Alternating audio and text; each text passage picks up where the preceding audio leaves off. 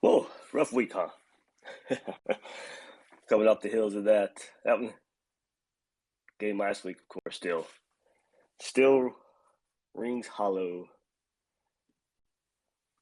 still hollow throughout the week.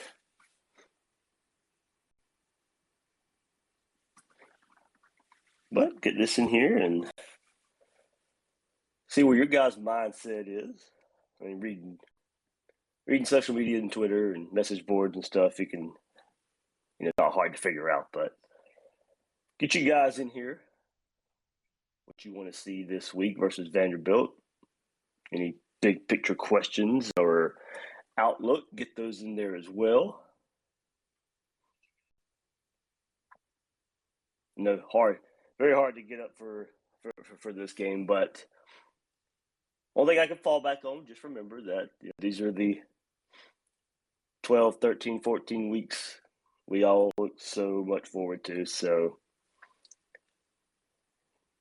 could be worse, but go take advantage of a Saturday in Gainesville. Noon kicker, I know, kind of stinks, but only so many opportunities that we get to watch this team watch football. So hopefully a lot of cheering versus Vanderbilt tomorrow, of course. I know it's hard to get up for this one coming off of last week.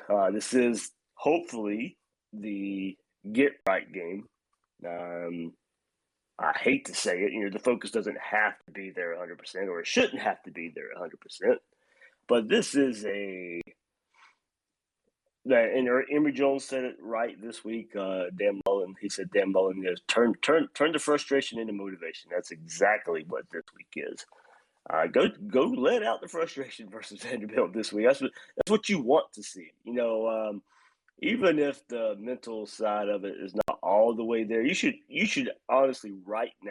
I mean, look, to me, this is how I'd approach it anyway, and I know sometimes it's just hard, but right now, at least right now, but it should always be this week in and week out. You want to go be better than the man in front of you.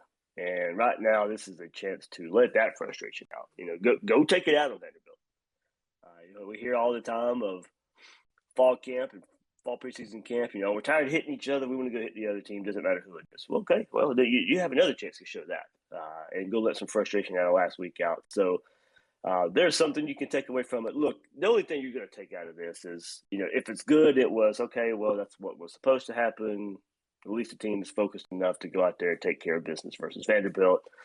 You're going to take a whole lot more out of it if it's bad. So hopefully that doesn't happen. Of course, Vanderbilt's is a pretty terrible team. You can play down and still beat this team by 30 if at least you're focused enough. I guess that's where I'll put it. If you're focused enough, but should be able to go out there and take care of business.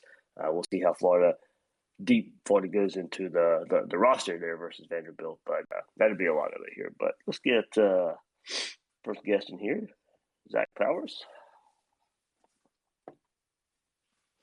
Remember, guys, you are being recorded for this. I'll post it later. But Zach, what's up, man? Hey, what's going on? I have two things I'd love to hear you comment on. One, I want to say.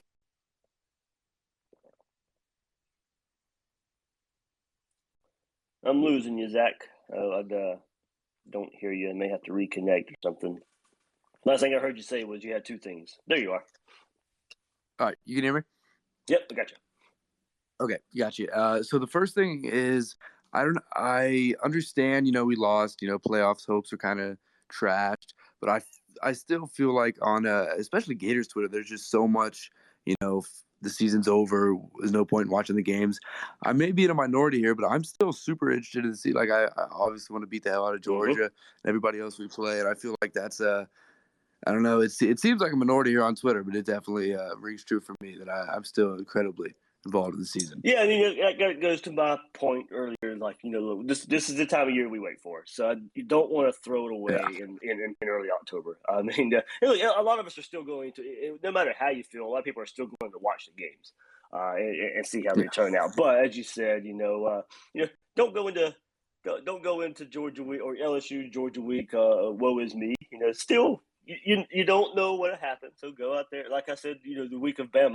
You know, a lot of people were expecting, to go get bashed by Bama, and that didn't happen.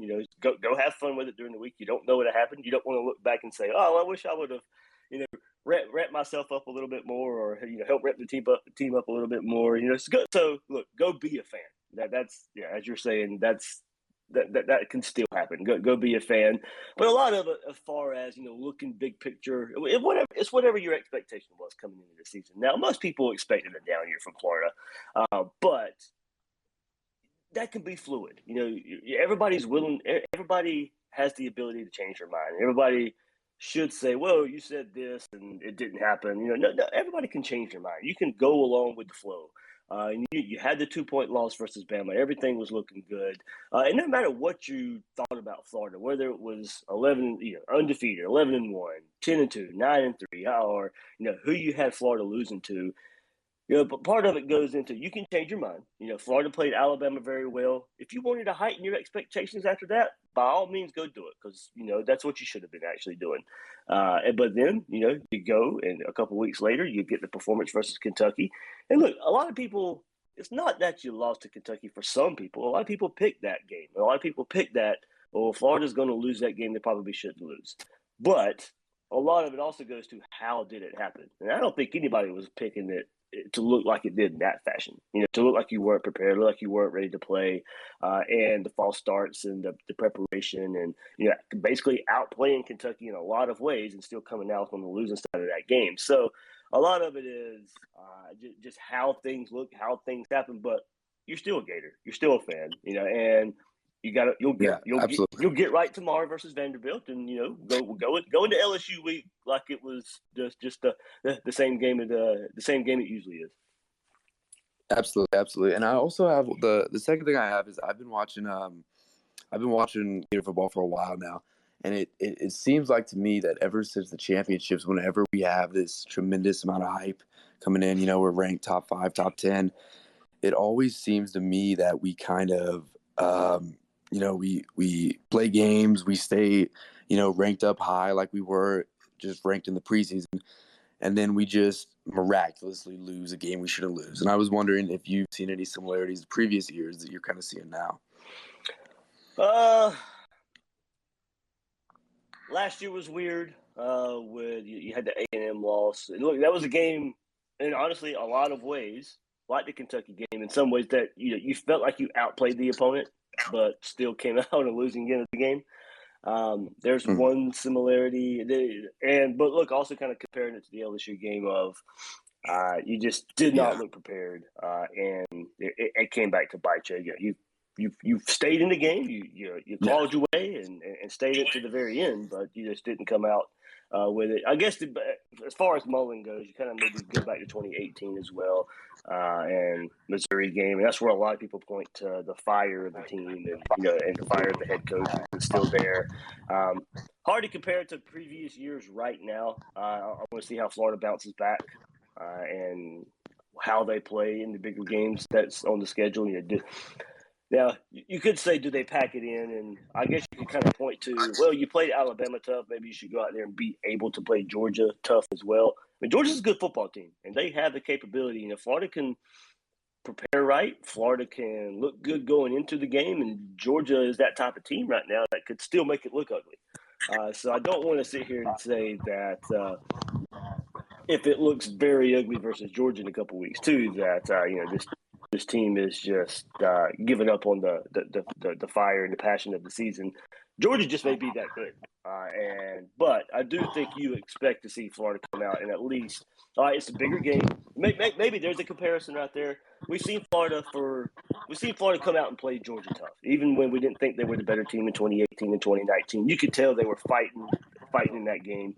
The last couple games against Bama, yeah, you're outmatched, but you go out there and you show the passion and the will to stay in those games and keep them close.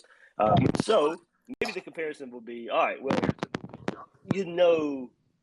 Florida can play these better teams tough. And now you have to go out there and show it. You played Georgia tough, you played Alabama tough. You got another opportunity to go do it in a couple of weeks in Jacksonville. So go get right versus Vanderbilt, go get right versus LSU, and go put something together versus Georgia to where maybe it's not even questioned if how this team is approaching the rest of the season.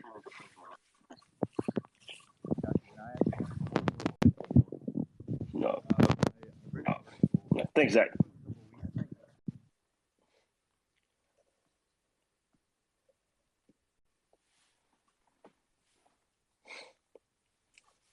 John? Morning. Hey, man. How you doing? Good. How are you? All right.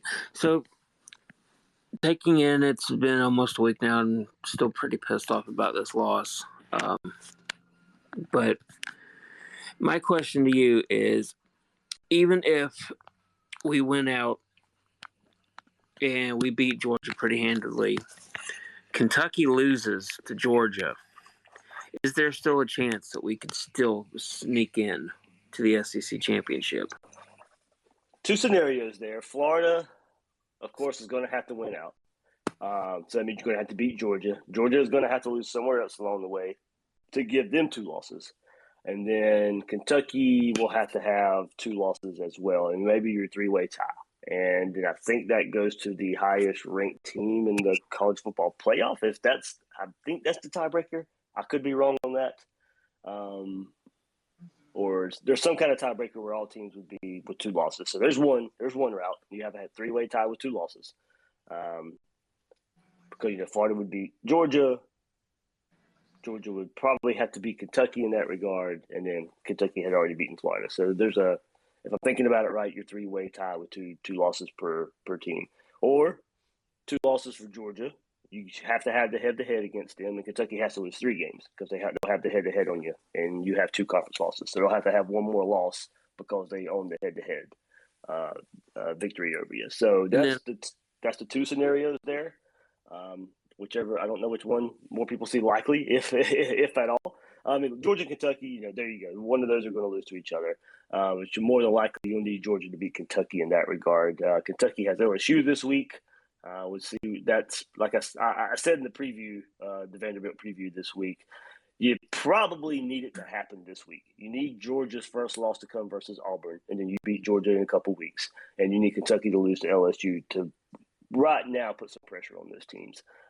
Kentucky beats LSU. There's not many more chances for them to get 3 losses and 3 conference losses in this season. So I think to make you feel better about any chance Florida has, it's going to have to happen this weekend. Yeah, that's kind of what I was going over. Like, is there still a scenario where we win out and all the cards fall right, where we even make a chance at the SEC?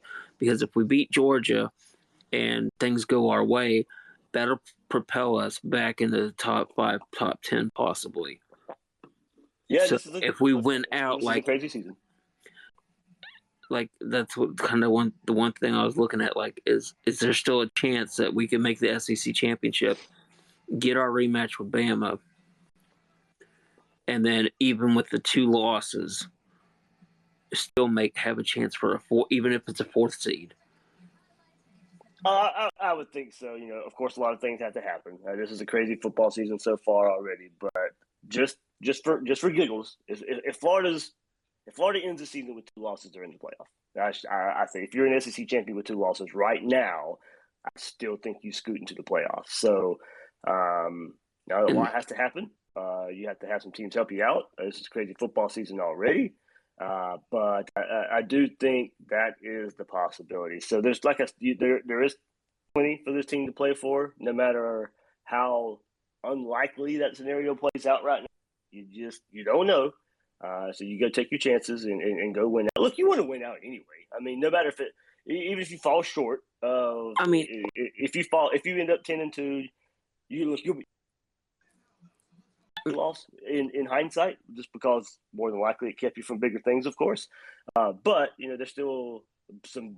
Go beat LSU. Go beat Georgia. There's still plenty of reason, because even if we don't have things fall our way, we can still play spoiler and ruin everybody else's chances. So I mean, there's still plenty to play for. But like I was saying, like I'm trying to look at it, and I'm a stats person, so like I'm trying to find every way to possibly. unlikely as it is, there's still that sliver of possibility out there. Yeah. So basically, what do you see for the rest of the season? I mean, at this point, you lost to Kentucky. Your playoff chances are practically 0.1%. So, I mean, is Mullen going to stick with Emory Jones the rest of the season? I mean, or is he going to just say, try and do like he did in our off year with Tebow and his backup, like try and split it, see what we got for next year, and try to see what we can really expect out of Anthony Richardson. I do expect Anthony's role to increase. I think it should increase anyway. No matter you beat Kentucky last week, I still think we need to see more. I don't know how to read Mullen on this one. Asking around, there really is a belief that Anthony doesn't know the playbook, so he's going to be limited in that regard, and Mullen's not going to throw him out there. And with Mullen's history, and he's been lauded for it at times too, is not putting quarterbacks out there before they're ready and getting their confidence down. But to me, the offense is limited in some ways with Emory Jones as well. Even him knowing the playbook, even him knowing the plays, there's a physical on the field limitation to how he's playing as far as downfield passing, making reads on time and all that. So right now there's limitations either way you look, whether it be physical limitations and now Anthony turning around for him, playbook being limited, limitations for him. So I think you play both. I think you play both a lot. I think you get some kind of rotation in there. Maybe that messes them up. I don't know. I still think at some point in the season will we see Anthony make a start? If you hold my face to the coals and make me answer, I'll say yes with a slight favoritism towards yes, but that's just be pure guessing. I really don't know. I'd like to see it, or at least in a very, very extended look at Anthony Richardson to see how he reacts. Giving 3-4 drives in a row. Maybe we see that tomorrow versus Vanderbilt, and I don't think that's any inclination of how the rest of the season will play out because it's Vanderbilt. You should get up point. You should put up some points. You should be able to get some backups in. I don't necessarily think it's going to be all right, look, he's getting the whole second. According to what the score is, Florida's up by 3-4 touchdowns in the second half, and then Anthony Richardson comes in. I don't think that's necessarily an inclination that, all right, Dan Mullen, trust him a little bit more. I think it's all right, well, I'm going to get my starter out and get my backup some reps. I don't think that necessarily means that I'm going to get Anthony Richardson some reps in important times in the game. That's what we want to see. And we won't get that answer until LSU in a couple of weeks. Of course, like I said, the score you had the Vanderbilt game plays out. But if it plays out like we think it will, and Richardson's getting a whole lot of snaps in the second half, that might just be because, all right, I'm getting my starter out. So we won't really get our full Anthony Richardson answer, I don't believe, until LSU in a couple weeks. Yeah. I still believe, like, if Mullen would have put him in versus Alabama here a little bit, like, he should have played him just a little bit, even if it was like last week, just a little here and there.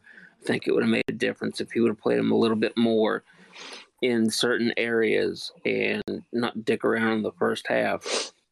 He should have called the timeouts. He should have went down the field. And I've seen something somewhere that's saying that he got pretty much ass hurt, that something didn't go his way, so therefore he's going to let the clock run out. It's like, no, you put your foot on their throats.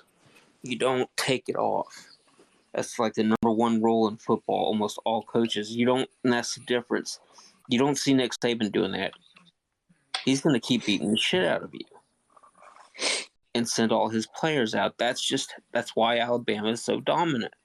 They don't take their foot off the brake, off of their throats. And something needs to change in Gainesville because that mentality needs to get somebody needs to do it. I don't know if it's what's Mullen's problem with it, like why he wanted to be way too conservative. Like, Grantham's got his issues. He should have been fired last year, but when you come to think about it, if we had last year's offense and this year's defense, there's no way we wouldn't have went undefeated. And I think it's really more of an offensive thing this year. Now, I know we lost a lot of players to the draft and stuff, but I don't know. We've seen worse. I get it, man. It's frustrating. Yeah, a lot of that stuff we spoke on all week long. So hopefully something changes in that regard of how to attack games and the mindset there. All right, John. Thanks, man. All right, Crunch Time. What you got, man? Good morning, Dave. How's everybody doing this morning? Pretty good. Pretty good. Okay, here's a question for all the Gator fans, because I love listening in on these calls. If I could give you a scenario where you basically go to Baton Rouge and end Ed Orgeron's coaching career at LSU, you upset Georgia. Now, you don't go to the SEC championship game, but you upset Georgia, basically forcing them to have to beat Alabama to get into the college football playoffs. You go destroy Florida State, which I know that's still a big thing for Gator fans. And you see Anthony Richardson start basically the last 4 games, and I'm talking South Carolina, Sanford, Missouri, Florida State, and just tell him, look, you got the ball, you're not coming out the game. No, unless you're injured, you're the quarterback the last 4 games. How do Florida fans feel about that scenario? Crunch, I got to bring something to you. Okay, but how do you beat Georgia? If Emory's the quarterback and you beat Georgia, then you're probably not shifting quarterbacks. You still make the move. Because there's no way Mullen does it though. I agree with you. If you go beat Georgia and Emory Jones is starting quarterback, then there's no way Mullen's going to switch starting quarterbacks. Okay, so let's refocus it. Emory starts, gets pulled, AR finishes that game, kind of like what we saw with Bo Nix in that crazy win over LSU last couple of weeks ago. And that scenario, and then starts the last 4 games.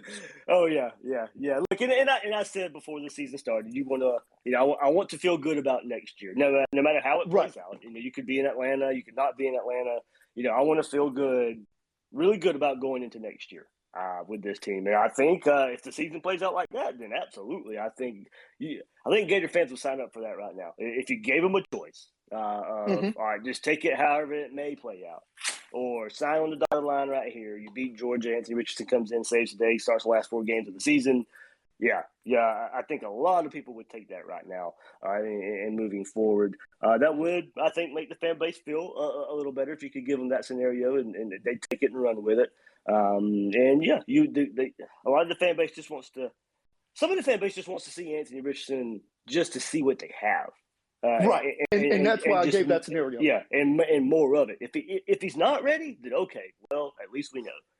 But now if he does come out and he's ready and he's lighting the world on fire like we have seen at times this year, then it's going to be like, all right, why'd you wait so long? That's right. I hope that's not playing into the decision of not playing. That's. If so, that's another question that needs to be raised. And look, I understand Emory's been in the program. You don't want to give up on him after 5 games. I understand that way of it as well. But your job is to win games. And if you go out there and Anthony Richardson starts playing a lot more, and the offense takes off, and it looks like it's hard to stop, then the question is going to be out there. Then why'd you wait so long? And so. I hope that's not playing into the decision making here. I don't think it is, or at least if it is, Mullen's just hoping wrong. It's not.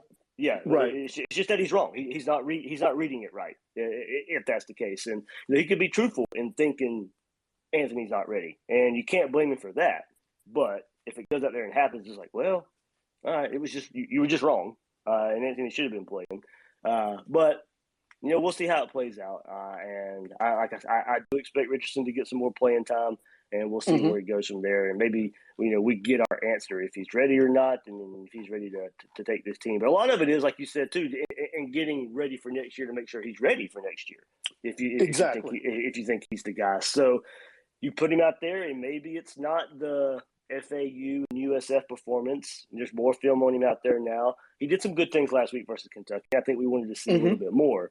But yeah, you go out there, and even if he's not starting, you have to play him a whole lot more. You have to let him go out there and put some drives together. Get into the flow of the game. Let him have the opportunity to get to the flow of the game. Exactly.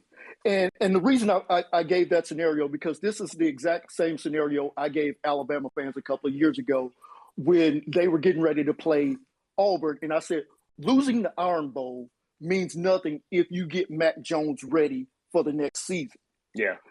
Dan needs to find out, okay, going into spring practice, when you really start building for next season, you need to have this quarterback situation settled. You need to have a clear who's my number one and who's my number two. And if that means one guy transfers, so be it. But you can't have this, we're going to play Emory 2 series, then we're going to play AR 1 series. You need to settle this for the locker room. Not so much playing to the fan base, but just saying, okay, against some better competition, albeit South Carolina and Missouri aren't the greatest competition, but at least they're SEC caliber teams. Yeah. And you can say, okay, guys, now we have film on both of our quarterbacks, and we can make a better decision. Yeah. Unlikely is the scenario Emory Jones and Anthony Richardson are both on the roster next year. So, I don't see it. Yeah, I don't see it. So, you're right. So, and look, you got two quarterbacks right now, and Del Rio and Kettner. You'll be having Evers on the roster too. So if if Emory transfers, you still not experienced depth, but you'll have some depth back there. So it's like you'd be short of quarterbacks. Right. And look, and Gator fans, and that might even be too many quarterbacks, honestly. So Mullen's got to look ahead and say, okay, I don't need 5 quarterbacks on the roster.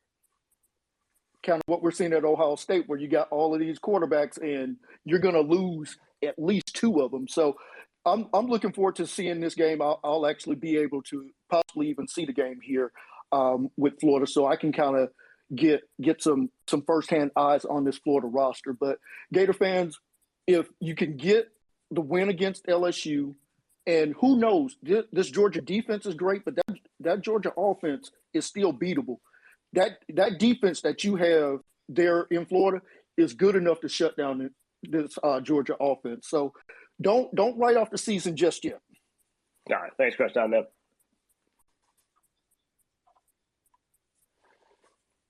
Bringing MJ in here. What's up, Dave? Hey, man. How are you? I'm pretty good. Looking forward to this game this weekend. Might come by that tailgate, so see what you're up to. Yeah. So, I mean, granted, everyone's in shambles or trying to get motivated for the rest of the season. Just kind of taking a step back, 1,000-foot view. Last couple coaches we've had, I don't see how people can be so quick to lose their, focus on that. Because it's just, I feel Mac recruited heavily offense, Boom was heavily defense, and there were these just errant gaps in between positions and depth. Mullen comes in, makes something out of nothing, and then he's this. I think he rose too quickly. I think that was kind of like a handicap for him. Not to say that's a bad thing, but he was Mississippi State. Mississippi State got plucked of coaches. We did it with Jeff Collins and so on. And I think this is Mullen's first time experiencing having to deal with the kind of pressure with attrition and looking at his staff. So in his head coaching career, I almost kind of feel like he's learning for the first time what it might take to make those decisions. And that's probably why maybe he's taken so long. I mean, could that be an indicator? That's a good point. The only thing I'll go back on that, because and this is maybe a separate thought, kind of in a way, but connected.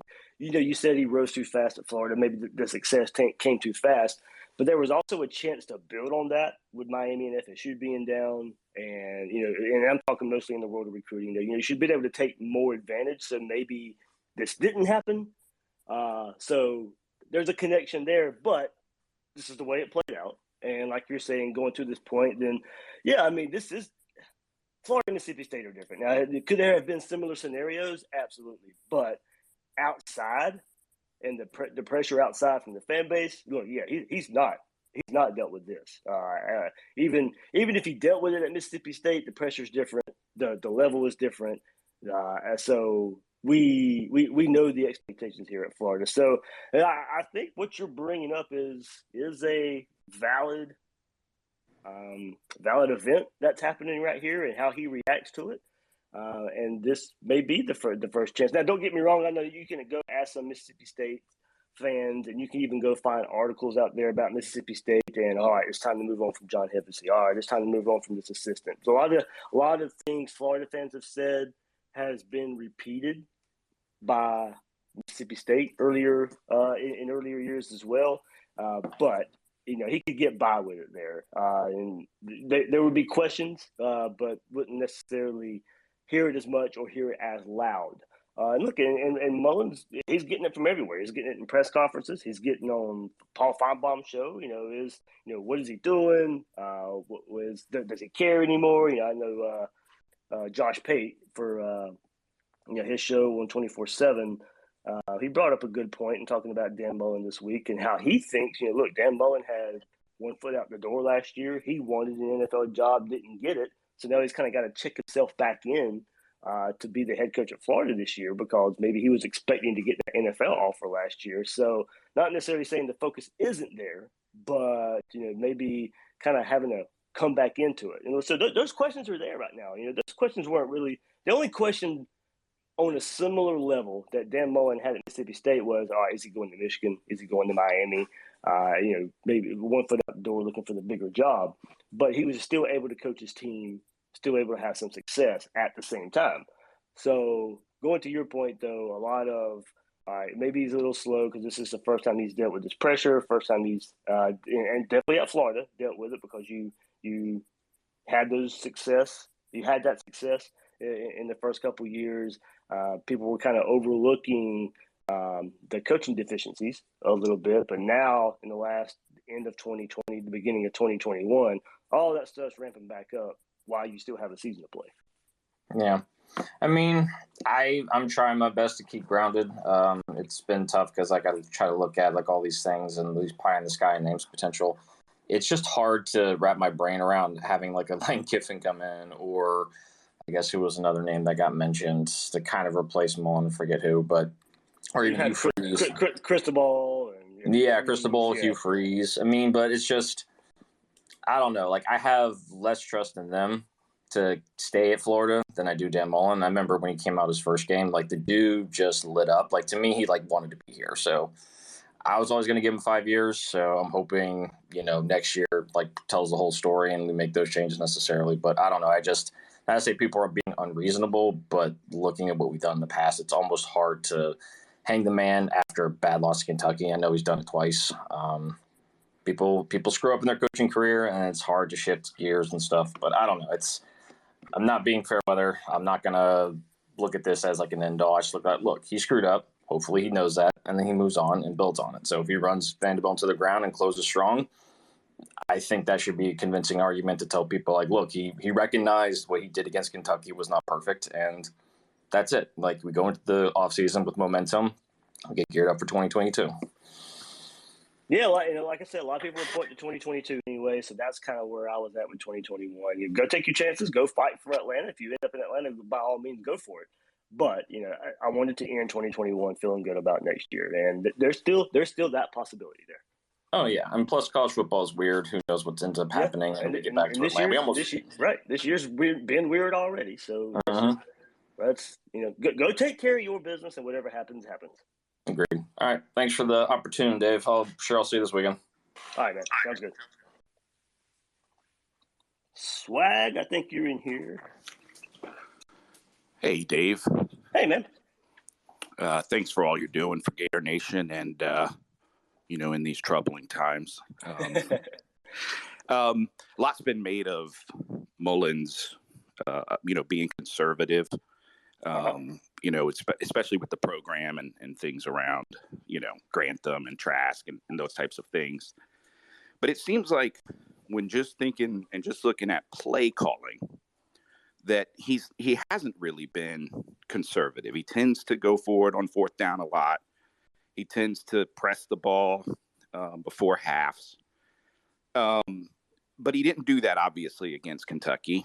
And so 2 questions. One, I think it it points to a lack of trust, right, in Emory. Uh-huh. But do you agree with that, number one? Number two, maybe he saw something in the scheme with Kentucky and just the game plan, and that's really what resulted in the conservative nature. But the real question is if we move to AR and there's a lack of trust in Emory, and you put somebody in there that's even got less experience, does he even become more conservative from a play calling perspective?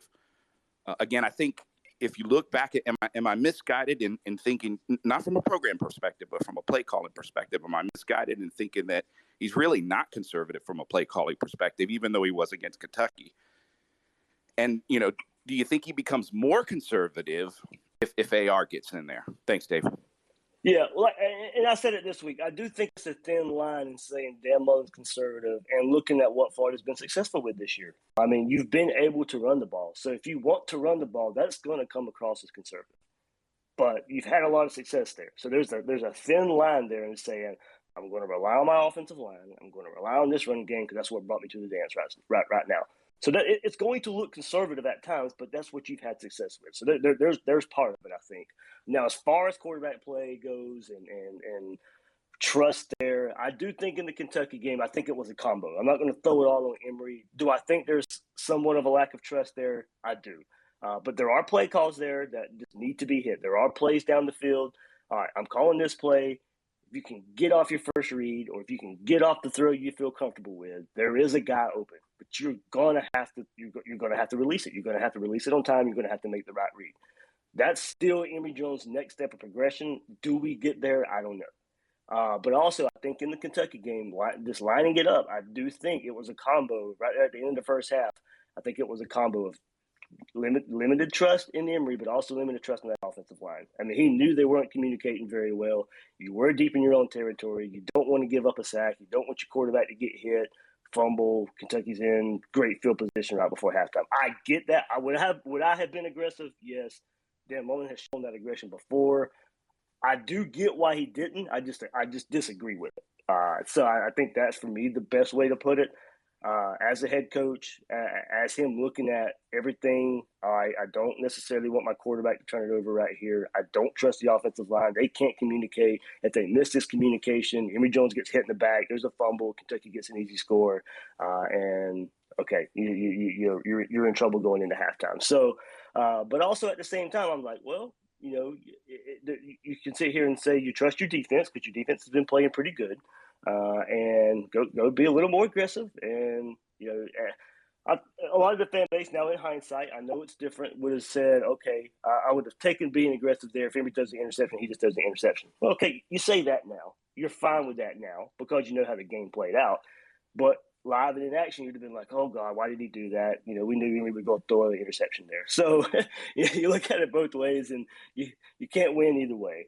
So I get that perspective. But you're right. It goes against a lot of what we've seen from Mullen beforehand, whether it be the first drive of the game, you got 4th and 2, you set up for a punt instead of going for it, or right before halftime, or the last couple drives of the game where you're in scoring position.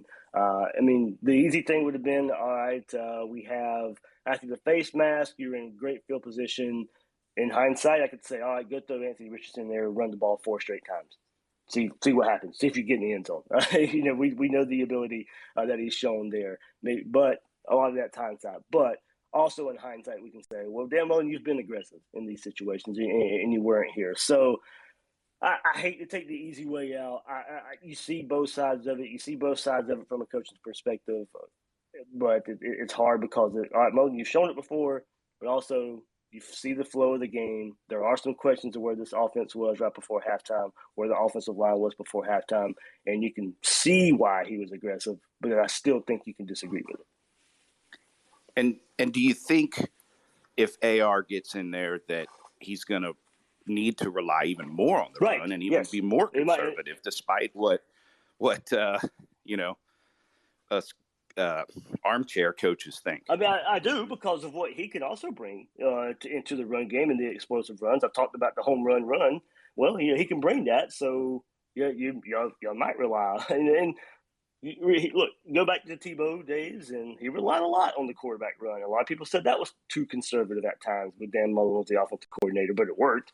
But if you go to 2008, and a lot of people go back to the Ole Miss game that you lost, and maybe too conservative there. We're far to turn the ball over like crazy versus Ole Miss. You don't turn the ball over, you win that game. Speaking of a game you should win, but you lose. But yeah, I remember the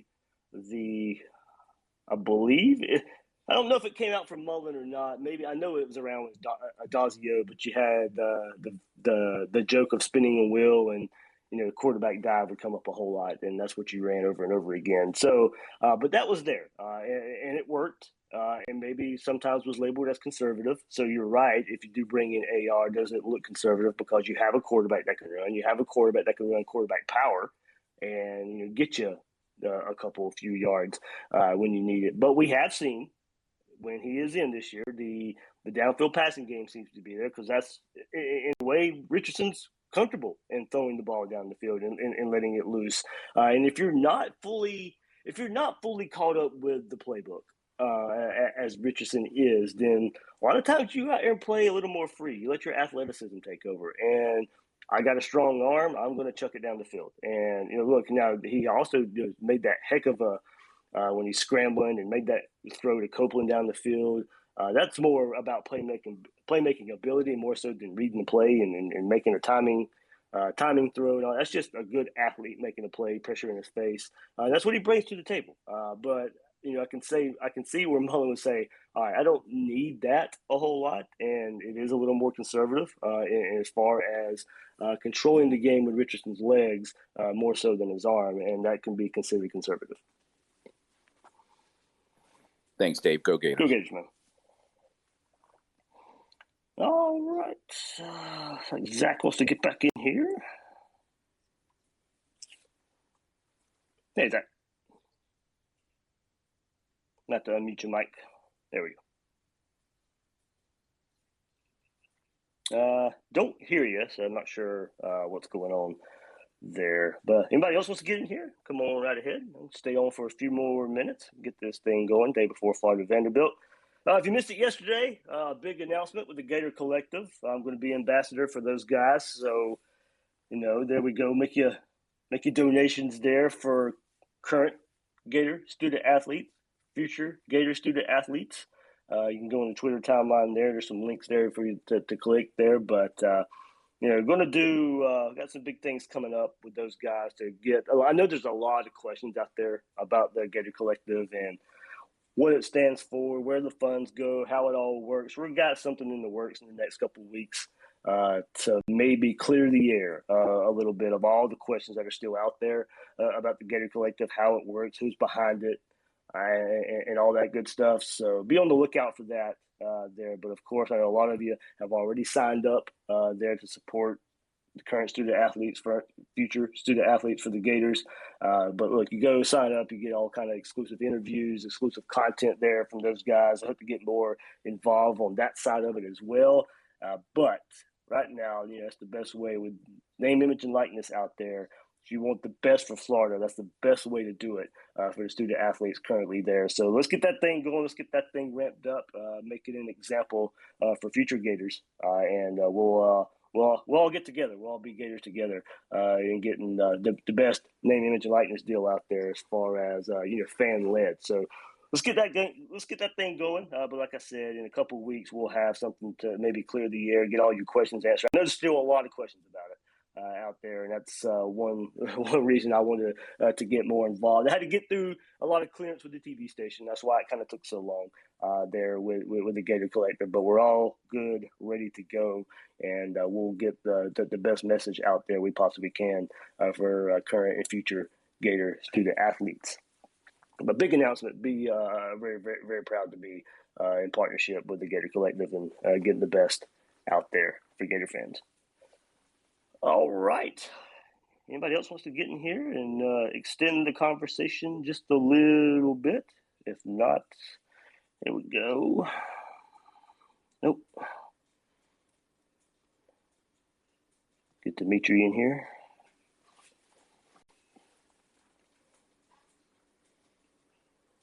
Meet you, man. Thank you. There you go. Good morning. Hey, man. How are you? Oh man, still hurt, man. Still hurt, but we're trying to limp through the week, man. Limp Yeah. through the week. But man, I know everybody expecting us to go out and just, dog walk Vanderbilt, man. But I just really wanna see how he keep the rest of the team for the rest of the year. You know what I'm saying? How they keep, progressing guys and getting guys in there that, giving guys chances like Frazier. That was nice seeing Yeah. touchdown. And I just want to just hopefully that he can start getting these younger guys on this defense in, man. Like, hey, giving them a chance. You know what I'm saying? Yeah, man. I know. Like I said, I know we all wanted to see more Hopper. He got some play, more playing time versus Kentucky last week, and I mentioned this week too. To get him on the field more in run-friendly scenarios. Look, I know college football now is a lot of 4 or 5 receivers spread teams out. Maybe still some opportunities to put some 3 linebackers on the field. So I wouldn't mind seeing Moon, Hopper, Diabate all out there together if the situation calls for it. Whether that be a 4-3, whether it be 3-3-5, we'll see in different ways. I think Florida can get a third linebacker on the field. I know that's not Todd Grantham's MO, but look, we've said plenty of times Dan Mullen adjusts with the best of his talent a lot of the times. Let's see Todd Grantham be able to do it at times as well. So I think if you want to look for some adjustments in this defense, that's one place you can look. We'll see. I know a lot of people want to point at Derek Wingo as well. This is a game I think Vanderbilt you see One him black, get a lot of playing time. not to cut you off. Yeah, The black. one black man. I really want to see this kid out there, man. Like from watching his Junko film and just following him, because he's a special kid, man. He stuck with us, man, and he was dedicated to us, man. Like I really would love to see him, like because he's a great tackler, man. Like you can see that on special teams. Yeah, and we'll see. Hopefully, the staff doesn't penalize him too much for that penalty last week. So Yeah, I mean, have to, how this staff goes as far as that regard. Sometimes, last year we call for more accountability after a shoe toss and things like that. But hopefully, for certain players, that are trying to make their way into the starting roles or trying to get more playing time, they don't get penalized too much for penalties like that from week to week. So yeah, DeJuan Black's another one. I think I think these safeties too. We want to see some more reps there for Torrance and McDaniel. Those guys at safety, like what Torrance brings to the table most of the time there, as far as not let the big play happen behind him. But a lot of these guys can get better at breaking down the play in front of them, helping make tackles there. Like the screenplay last week, for example, versus Kentucky. Trey Dean's in position to make the tackle, but just doesn't do it. So the little things that you can work on versus Vanderbilt, and a lot of it getting some younger players out there as well. Yeah, go Gators, man. Thank you for your support. Go Gators. Thanks, man. That's another thing too. The young players on the offensive side of the ball. Do we finally get to see DeMarcus Bowman, Lorenzo Lingard get carries in an SEC game? We haven't seen that since the Alabama games kicked off SEC play. We'll see if we see those guys a bit more. I would expect to, of course, but mostly just because it's going to look like the first couple of games where you start getting you guys in the rotation. Dave, one more thing, man. Man. What is our chances of getting Stewart, man, the receiver, man? I still say pretty good. I know there's a lot of Texas flirting that's out there right now. Hopefully the Evers come up big in that regard. I know they've been to Gainesville as well. Evers Stewart and his family, I think his dad, they loved Gainesville, spoke very highly of it.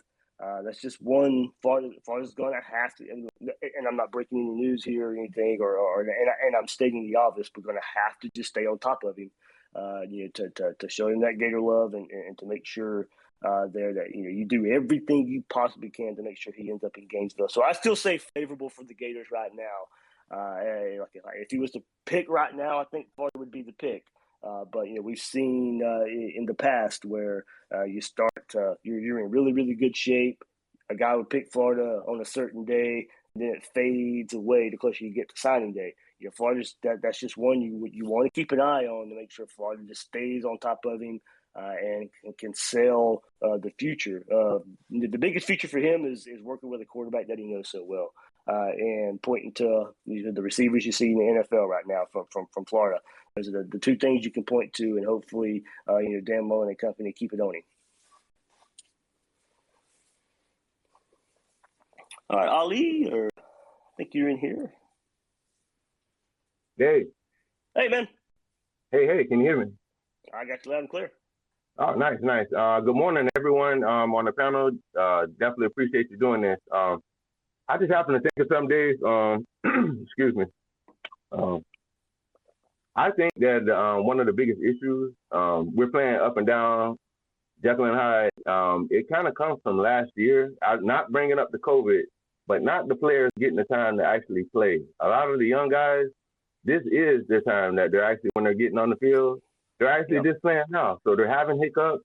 Things are kind of up and down. And as you said, with the quarterback situation, I think both of the guys really aren't ready 100%. I know we say that, Emery, he's been at the program. It's all about playing and getting reps. If you're not getting enough reps, this includes Anthony. If we're just not getting enough reps for the guys, I don't know how much better a guy can get if you're not getting those constant reps. If we're going to go from Emery, then we just leave Emery go and we go to Anthony. But we need to do one thing and just stick to it. I think everyone's getting a little frustrated. I get that that we lost to Kentucky, but I kind of see it as some of the just biggest mistakes that we're making is just from guys learning on the job.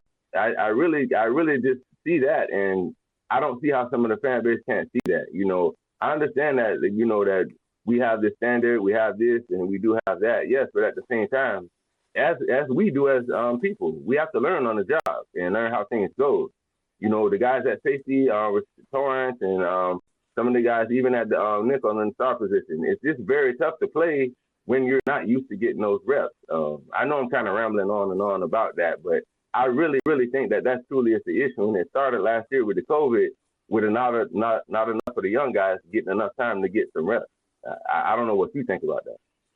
Yeah, I think that holds some truth. I do know a lot of people who were, they want to get up in the games you're able to get up in, and then you bring in your second, third string guys later in games to get them a whole lot of reps there. I also think that comes up, and I hate to keep harping on it. I haven't harped on it a whole lot, but I think recruiting goes into that too. I mean, how iron sharpens iron, and sometimes that can happen in practice, and that can happen in practice too. So if you're practicing against other 4-star, other 5-star players, that's just going to make you better in practice reps as well. And the guys want competition. You guys and sit there if you're in practice and you have highly rated 4-star, highly rated 5-star in practice that has to develop as well. You're developing against each other, and a lot of those guys, if you keep that level up, those guys are highly rated recruits getting developed at the same time instead of being forced out there. Look, Dan Mullen doesn't force guys out there anyway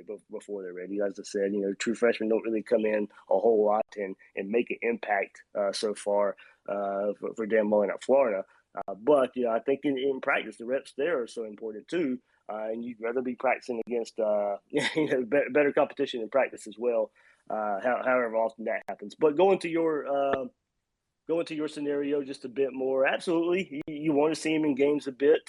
Like I said, I am kind of surprised. You can't argue with too much with how the run game has worked this year, but I am surprised a bit that you haven't seen Bowman or Lingard in some sort of package or a couple plays here or there. But it goes. You talk about playing up and down the competition, and that, especially last year in 2020, didn't allow Florida to, I guess, feel comfortable enough to go get into situations of putting Emory Jones in a fourth quarter, letting him have it to himself. Some of the backup offensive linemen as well, and we're starting to see that come around a bit more, but mostly because of necessity and guys getting hurt up front and needing guys to fill in. But we saw it the first couple games of the season. You did see it. They rotated a lot of, especially on defense, rotated a lot of guys on defense, and that's contributed to giving some of the yards away, some of the points away. And hopefully that comes around. Hopefully you start seeing that pay its dividends now that we're close to halfway in the season. There's enough tape out there, enough film out there that those guys are now going to go play with the ones a little bit when somebody goes out, somebody goes down. You can go fill in for those guys and have some comfortability back there. Some younger guys being able to take the playing time they got from the first couple games this season, hopefully tomorrow versus Vanderbilt as well. And if you need those guys versus LSU, Georgia, South Carolina, Missouri, FSU, there's enough tape out there now that you can go count on it. And you're right, you didn't get that last year. You did not get that a whole lot with this Gator team. And look, kind of going back to the previous point too, where did Frazier stuff come from last week? We haven't seen we've seen barely on the field at all this year. They identified something to have him out there early versus Kentucky last week. So, there's a good job of getting a younger player out there, getting his feet wet, letting him make a play. Because that screenplay touchdown to him, right. that was mostly all him. That was him making a play Absolutely. Out there. So there's guys out there proving themselves when the spotlight's on them as well. Absolutely. And just one more quick point that kind of goes to that. I almost hate to say this too. We kind of almost expect Dan to be who he's not. And I really, truly think one of Dan's biggest things that he has is almost a downfall too. He's a great teacher. Yep. He likes to teach. He likes to scheme. He likes to do this and that. And when you basically when the player passes his test, that's when he's ready to go. And until that point, it's like, okay, yeah, he's great now to B level. He's great now to C level. He's great now to B to C to D level. He's not at a B or A level. I don't trust him enough to put him on the field. That's where I think we have one of our biggest issues.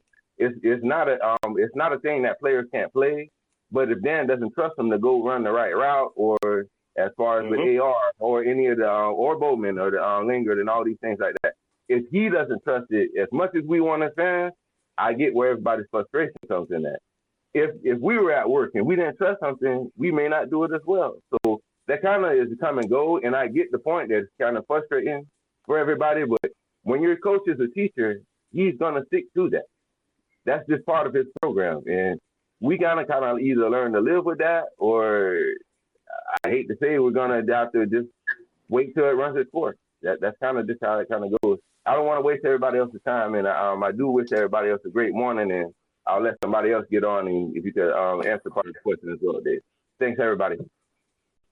Yeah, that's part of that is the way Dan Mullen coaches, and it is, as I even said in those games where you're better than the opponent. Dan Mullen likes to tinker, whether you believe him or not. He did say last week, and this was going into the Kentucky game, but on his radio show, and this is the example that you're kind of bringing up there. He goes, versus South Florida, look, I put Emory Jones in situations. I want to see how he responded. I wanted to see how he responded to this certain coverage. I want to see how he responded to this certain scenario, a certain situation. And that, you're right, that is how he is, and that extends to the practice field, that extends to playing time, and kind of go into a lot of the Emory, Anthony Richardson talk that we've had so far this morning, and the running backs, the Lingard and Bowman. If you're not ready, and it is a strength of Dan Mullen, that's one reason he's known as a good developer. But it could be considered a downfall as well, that he's not going to put guys out there before they're ready. And I don't know if that's something he changes. I don't know if that's something he adapts to. I don't know if he even should adapt to it. If he doesn't trust a guy to be out there, do you want Dan Mullen to put him out there? I guess that's the question. I guess your question is, do you trust Dan Mullen in that situation? That is the question, and only. Everybody's going to have their own answer for that one. Right. To kind of piggyback off that, I think Dan Mullen actually got his degree in education. So there we go.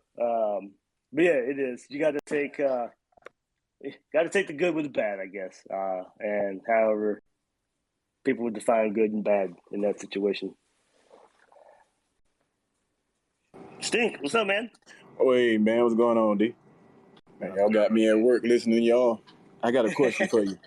What's up, man? How you go develop transfer, 1-year transfer? Because mostly his best players have been transfers coming in. So this is why I always talk about recruiting. They need to recruit better and get 3 to 4 year players. But you bring these players in for 1 year and starting them then they leave. Then you bring in more transfer for a year, starting they leave. Man, that's 9, 8, 9, 10 wins every year. There's no playoff championship team coming from that. So I said from day one, MSU, Mississippi State in the East, and that's where it go be until they start recruiting. Man, you preach it to the choir a little bit, man. You know, we've been on that train a bit together. Look at it, and I got the transfer portal stuff to begin with. Like 2018, 2019, you're trying to build your program. You need to fill some holes. It was the complete right move. I just don't think it needs to be it needs to be the fallback. It doesn't need to be the focus. And right now, we know recruiting needs to get better. We're beating the dead horse there. But as far as as far as your situation and talking about the process, you're right. I don't think you can, or at least it's not sustainable. At least it's not consistent on a championship level of the transfer portal. Does it change the game? Absolutely. Is everybody doing it? Yes. But to the degree Florida's doing it, not necessarily sure that's sustainable for a championship on a consistent level. Look, I mean, Florida needed those transfers on the defensive line, but as you said, you know, you've recruited guys up front, you know, the Jalen Leeds of the world that haven't really contributed yet. So hopefully they're getting developed because Valentino, Newkirk, Truesdale, those guys are going. Those guys are going after this year, and you hope at least by bringing those transfers in this year, those guys are getting developed underneath them, and it can step in and play right away next year. But the thing is with that, DW, by the time they get developed, they got 1 year left. They got 1 year. You're right. So that's why you got to recruit better. Bringing them right. If they're developed at the level you want them to be developed at, then in a way you hope it's only 1 year, and they're playing at that level to go. But you're right. You're only getting the 1 year out of them. No, I'm not expecting that, you know, for those that especially those defensive line guys. You know, there's a lot to see behind Dexter, Truesdale, Newkirk, and Valentino before we can even put that label on anybody. But I definitely get where you're coming from there. All right, man. Let me get back to work. All right, man. Thanks, Nick. All right, last one in here. Gator quiz.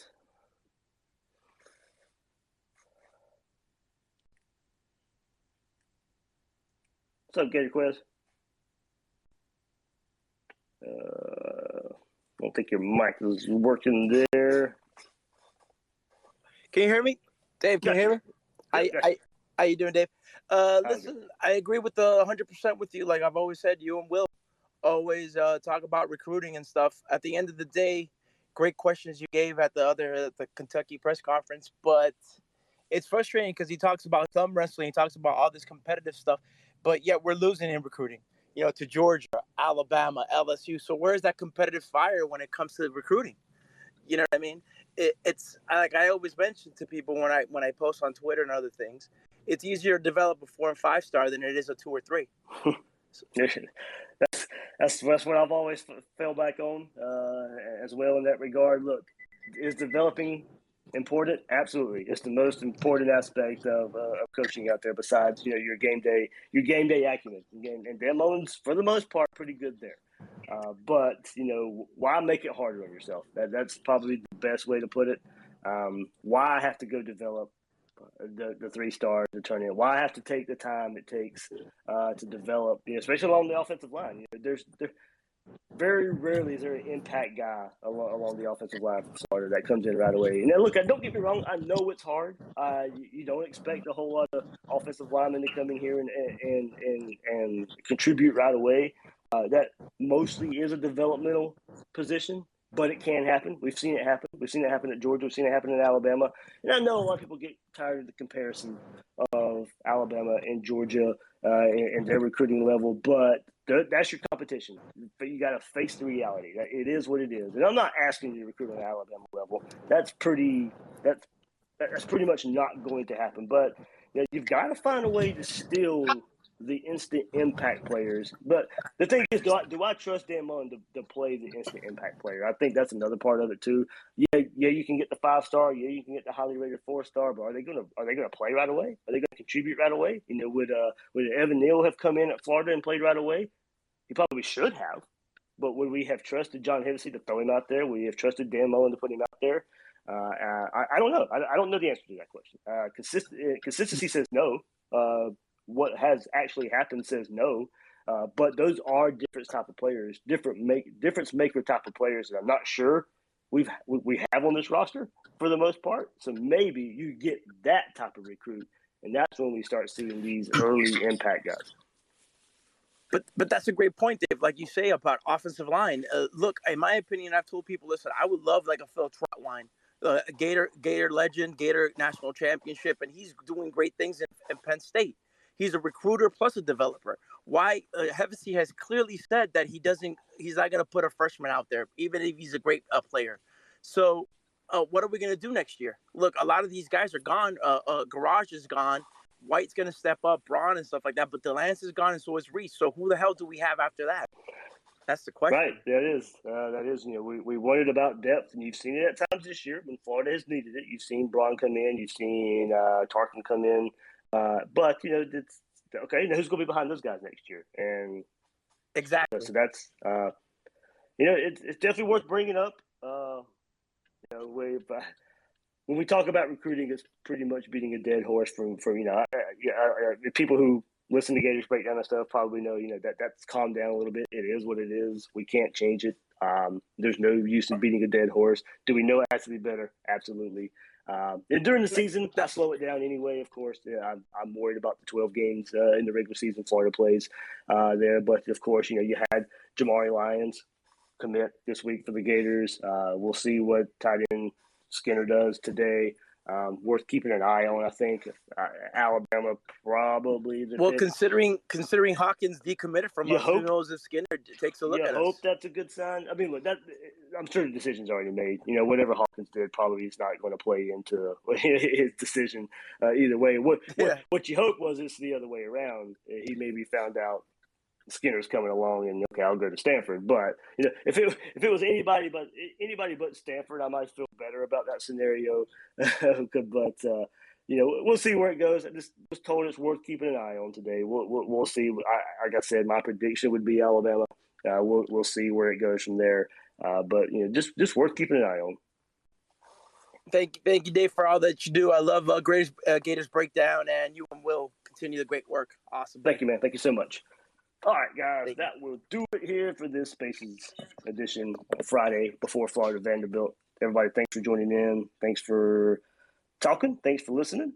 If you're Gators Breakdown Plus member, we'll have the Florida Vandy post game right there from the press box, right before I leave the stadium. We'll do the Discord post game show on Gators Breakdown Plus, of course. Review show on Sunday as well. And Will and I get back together on Monday. Look, you need something to eat. Like I said, not really go throw ads on your face on these spaces, but trying to help you out too. $5 off, $25 or more at Four Rivers. So if you're going to Gainesville, if you're in Jacksonville, Orlando, Tampa, Tallahassee areas, trying to help you out here. You get some discount on some barbecue, $5 off, $25 at Four Rivers Smokehouse. Everybody, thank you so much for listening to this Spaces edition of Gators Breakdown. Catch you guys later.